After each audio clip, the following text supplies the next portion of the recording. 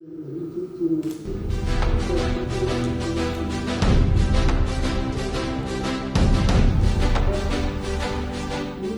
предоставляется председателю Верховного суда Кыргызской Республики господину Замирбеку Курамаевичу Базарбекову. Выбранное организатором мероприятия, тематика форума вызывает большой интерес.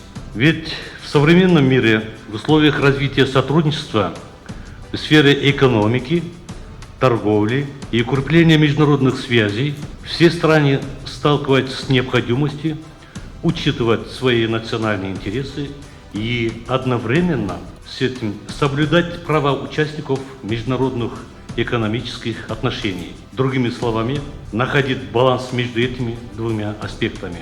В вопросе поддержания такого баланса судебная система играет решающую роль. На нее возложена сложная задача, а именно обеспечение независимого и беспристрастного разрешения споров, возникающих между участниками международных экономических отношений.